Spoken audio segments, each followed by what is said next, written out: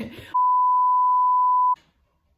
Hi everyone, so my name is Jasmine and today I'll be sharing you my stats and starting a new college application series for my YouTube channel.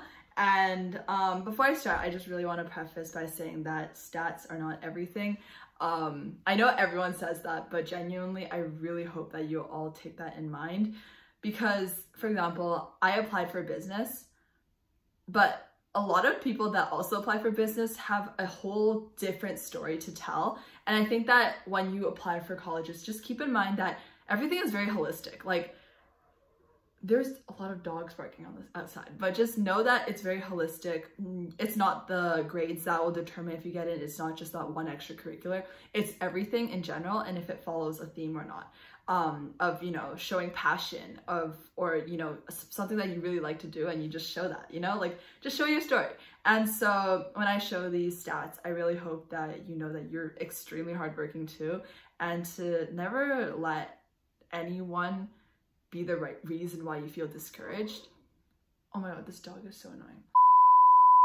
But just really think about that. Like, if you're able to work really hard and to put in as much effort as you can in everything that you do, that's good enough. I promise you, you'll end up where you need to be. And again, I really want to emphasize that if you need anything, I have my contacts below. Please, like, hit me up, anything like that. I'm there for you.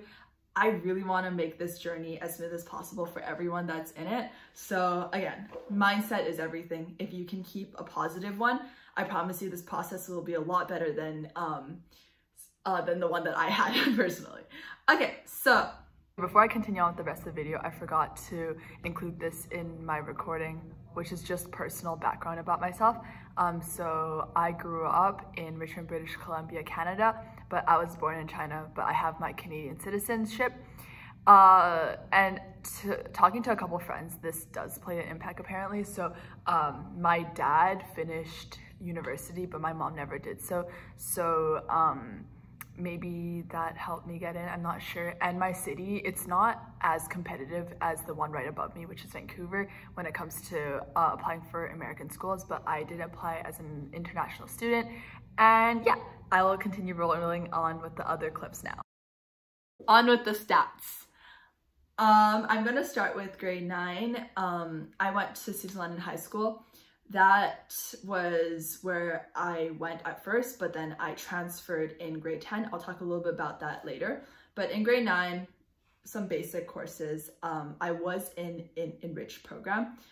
So I had enriched math, English, science, and socials, but everything else was the basic things that were offered in high school for me. And I'll just have it here. And then moving on to grade 10, I really wanted to challenge myself through the years of high school, and I think that I really showed that in my transcript. But in the enriched program that I used to be in, they didn't let you skip grades for specific courses, or not skip, but it's like if I wanted to do a summer school course and then take it during the fall semester, I couldn't. And so that was one of the reasons why I wanted to transfer out. Another reason was that the environment was not the best for me. I think that thriving in a high school really requires you to also feel that you belong and feel welcomed, because that's how you engage with everyone else around you, right? And I'll talk about that in my extracurriculars later. But I just didn't feel challenged. I didn't feel like as studious as I needed to be. And also just for club-wise, they didn't allow more than one president position, and a lot, like, there were a lot of restrictions with the executive position as well. So that's why I decided to dip. It was quite an impulsive move, to be honest. Nobody knew about it. I kind of just left the school one day and was like, okay. But that's why in grade 10, I was able to take chemistry 11. But other courses that I did, I'll just put it out here. It's kind of the same. And I also got into the enriched program in my new school, which was at Palmer. And so because of that, my English, math, socials, and sciences were enriched. In grade 10 also, I took a couple APs on the side. I self-studied AP language and composition. Don't want to talk about that. I got a 3. It gets worse later. I also self-studied physics 1 and also AP physics 2. I got a 5 on physics 1 and a 4 on physics 2. I'm kind of upset about the latter one because I technically could have gotten a 5, but my exam didn't submit, so I had to take it a second time, and they gave me circuits, and I really didn't know what a capacitor did, and I still don't. So yeah, no, that didn't work out at all. Okay, nextly, grade 11. That was quite the journey. Okay, so in grade 11, the courses that I took were Biology 12, I got a 95, Chemistry 12, I got a 92, Leadership, I got 100, French 11, I got 100, Law, I got a 96, English Enriched, I got a 93, Math 12, I got a 99, and then Drafting, I got a 98. And so they were pretty good. My overall average for that year, I think, was a 97 or 98, something like that. I really was focused on my grades that year because grade 11 really does matter. And it because grade 12, when you submit your midterms and everything like that, it's not like a complete transcript. So schools really do look at that. On top of that, however, I went kind of crazy on myself, and I will talk about, please just mentally prepare yourself with what I'm going to say, but please listen to what I say afterwards as well. So I took 7 APs. I self-studied AP Calculus BC. I got a 5. AP Macroeconomics, I got a 5. Microeconomics, I got a 5. French, I got a 4. I'm really proud of that one, by the way, because I didn't know how to speak a single sentence of French at the beginning of the year, but now I'm like fluent in French. So yeah. I also took Chinese. Even though I'm Chinese, I can't read or write Chinese. Hit me up if you want to hear the funny story about how I got a 4, even though I struggle to this day. AP US History, I got a 3. I could have gotten a 5, but let's just say the questions that they asked me were the units that I never studied for. And that happens every single time I do a test. Like, I swear to God. Okay. And then English, Language, and Composition. I got a 3. Don't know what happened there. I was pretty confident, and then I got a 3 and I bawled my eyes out. But if I had to redo a grade 11 year, I would never have taken 7 APs on the side. Honestly, I probably would have taken 3. The whole reason is that APs really don't matter that much unless your school offers them. If your school offers them, take as many as you can and just show that sort of like you've always been challenging yourself. But for me, because my school didn't, I like overdid it. I overkilled. And the reason why I think was because a lot of my friends in high school, not my school in particular, but just people that I know, they're cracked. Like, I know somebody who took, I think, total of like 20 APs by the end of grade 12 year. And so I really wanted to follow in their footsteps for some reason. And so I did the same, and that just didn't turn out well for me. So advice to younger students in high school: 1, quality over quantity, because I ended up having to hide my AP scores because you're allowed to do that for a lot. So that costed me a lot of money. And then also just extracurriculars over grades. Honestly, like, I'll talk about that a bit later too. And then lastly, it's sleep. I did not get any sleep. In grade 11, I think I slept a solid 3 hours on a good day, 1 hour on a bad day, probably. So let's never go back to those chapters. Yeah? Yeah. Okay. Grade 12 year. Okay.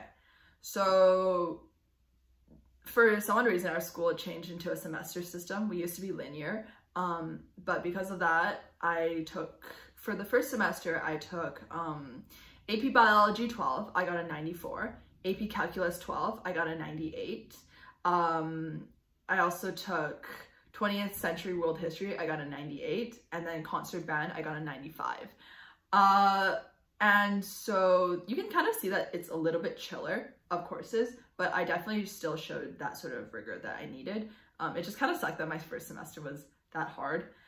My second semester was not that bad. I have English 12, I have French 12, I have Independent Directed Studies, which is basically a course where you can just do anything that you want, that you're interested in. I was kind of interested in government and politics, no longer into that anymore, but I took took the AP for that, and I also have a spare and career life education. That is basically just projects and preparing you for careers, I guess. Self-explanatory. Anyways, on top of that, I also did self-study for the government one, like I said, and just the 2 other exams that I wrote and probably did not do that well on. I'll just say that. And that's it for my grades. I'll be moving on to awards, SAT, and my extracurriculars now. Okay, so my awards, this just proves that everything is very holistic.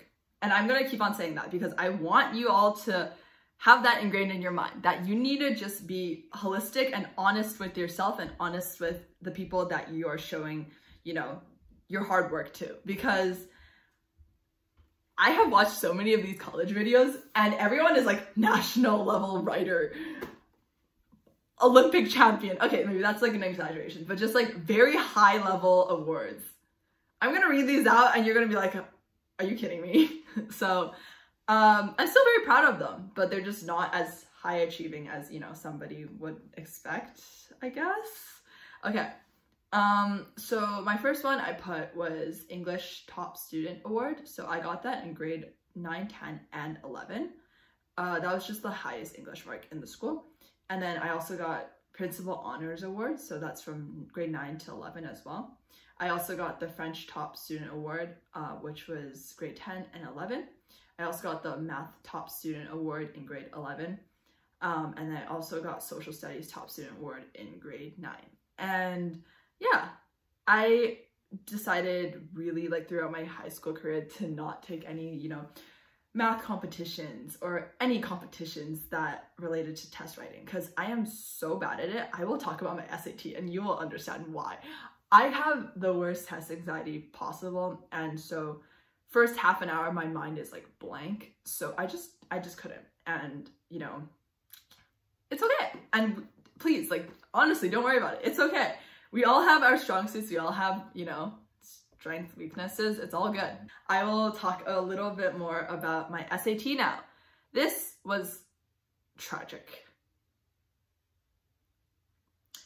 Probably every single time I did the SAT and prepared for the SAT, I wanted to like literally die in a hole.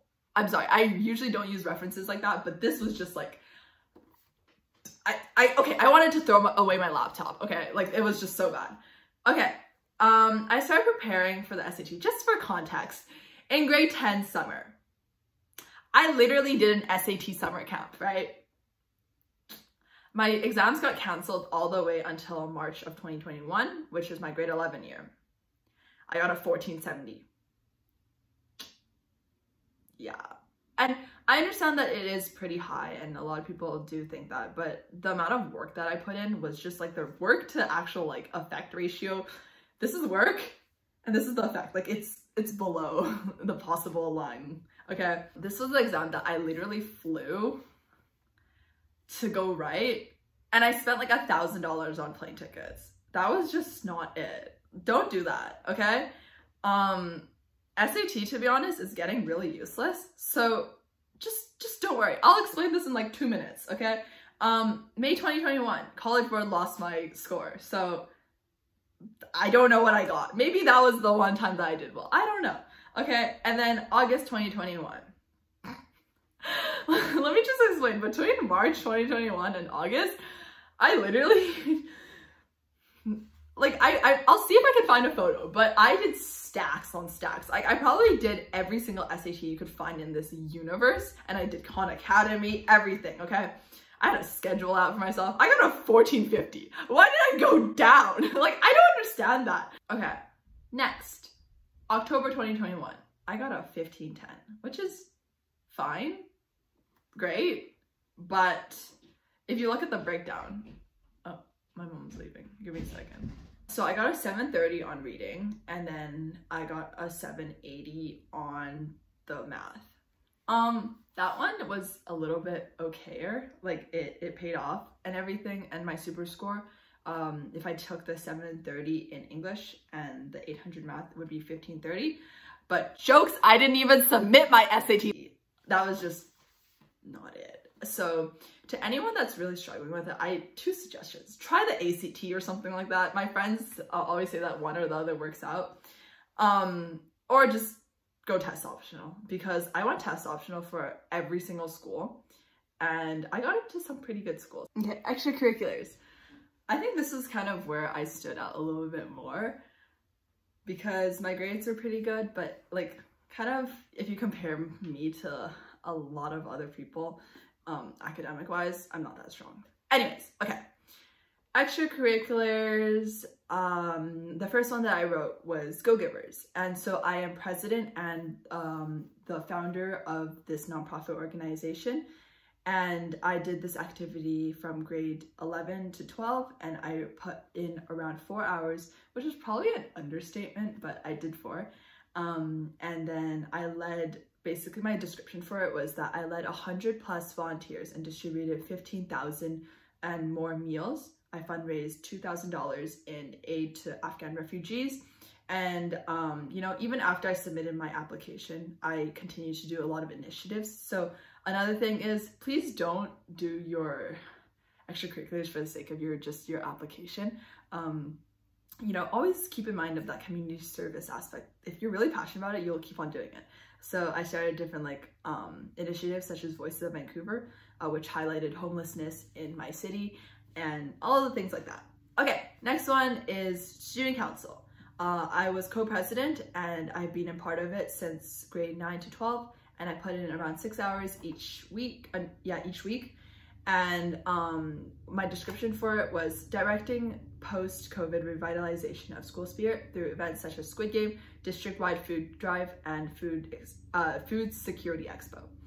And then my next one is NutriKin. I was co-president from grades 10 to 12. I put in around 4 hours, and I taught 2,000+ children in my city about nutrition and mental health. And I did a lot of fundraising and operating for Breakfast Club and Lunch Club. I don't know if you can kind of see this, but my first 3 extracurriculars, I have a lot of emphasis on social issues, very specifically being food insecurity.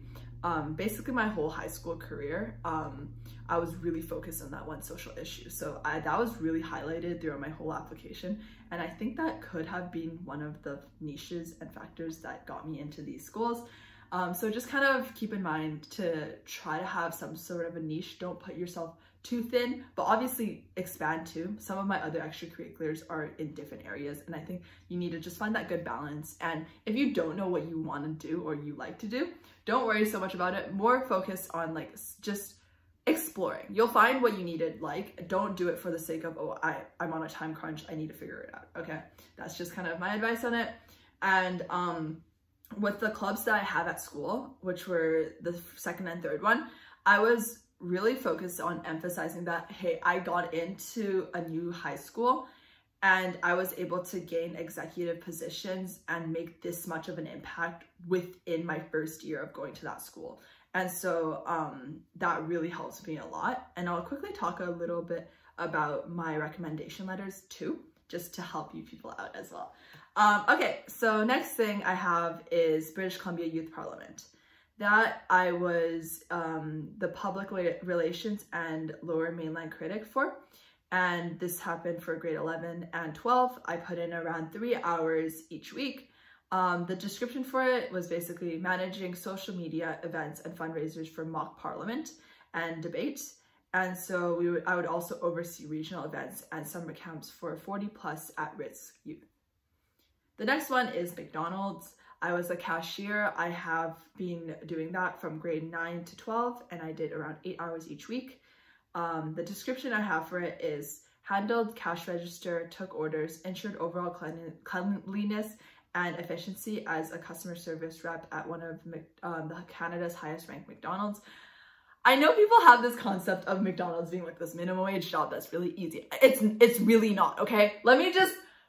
People that say that now, literally, I understand why, but it also pisses me off because working there was the most intense hours of my life possible. I think I went home every single day with some sort of paper cuts and burns because of how many orders we have every single day. But it was a really good experience and I'm really grateful for it. My next extracurricular was piano accompanist, and tutor. So I was the founder and of this sort of initiative where I basically go to church and I play for the choir every single week.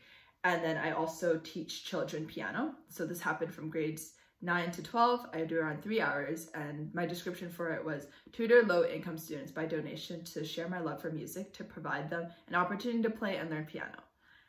Okay, and my next one is first responders team. I am the president, and this happened from grades 10 to 12, and I did around 6 hours each week. That included meetings and also being on call. I spearheaded an effort to enable students to have access to around $1,400 worth of first responder courses and certifications. I created a first responders mini course as well. And basically, through my years in high school, my school wasn't very, rich or anything like that. And we lacked a lot of opportunities. So I really took the time in getting sponsorships and getting opportunities for everyone to have access to, things that I love. And the last one I have is Adopt Our Community, which is a nonprofit organization. I was the Richmond district director, and this was from grade 9 to 12, and I put in around 1 to 2 hours each week. I raised around $3,200 for food crisis organizations, ran monthly events like senior letter writing and Asian Heritage Month, and other auctions to donate towards different local food organizations and nonprofits.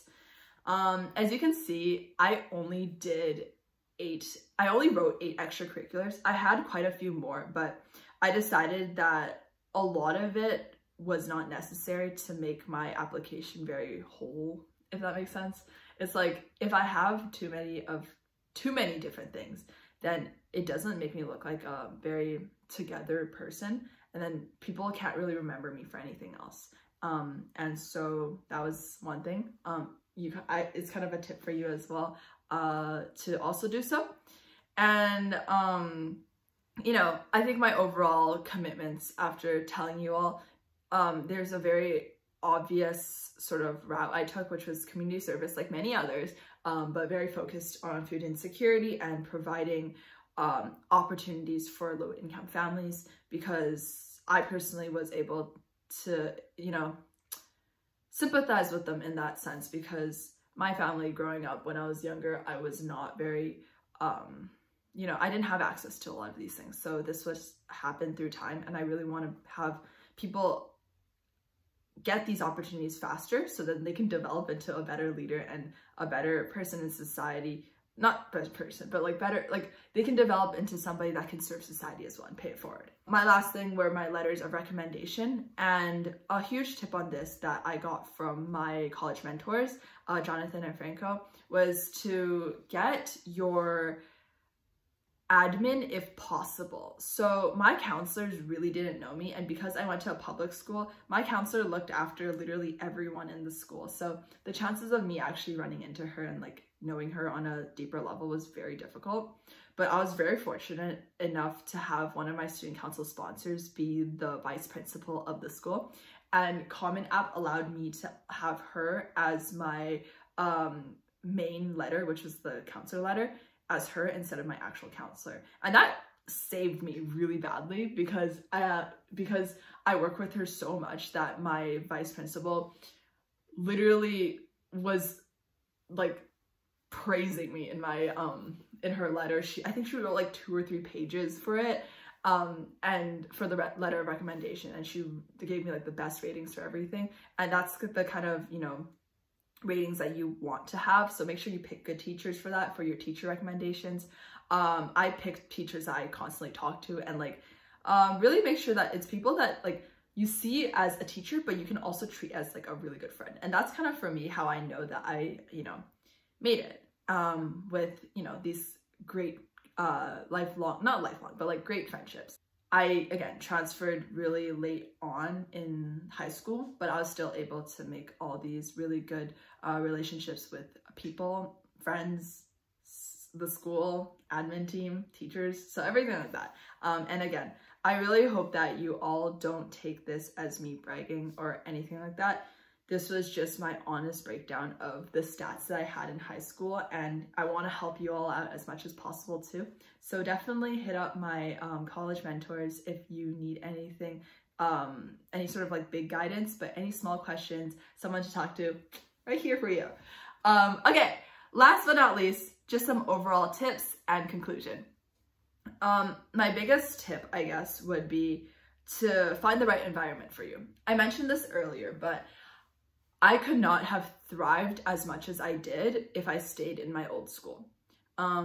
It was just not it for me because the people there, I felt like I was being put down a lot of the time, and I never felt like I could be myself. In my new high school, I'm able to go down the hallway, smile at everyone, wave hi, but in my other one, I felt like I was really restricted and constantly judged for everything I did. And so I'm really glad that I left, even though I did leave a lot of friends behind, but I'm still really close with a lot of them, so I'm really happy about that. And then tip number 2 is do things that you actually enjoy. Please do not do it just for the sake of making yourself look good, because people will be able to see it through. Admission officers will be like slapping like a BS sign on your thing. But really just try to do things that you like to do. Don't panic about it.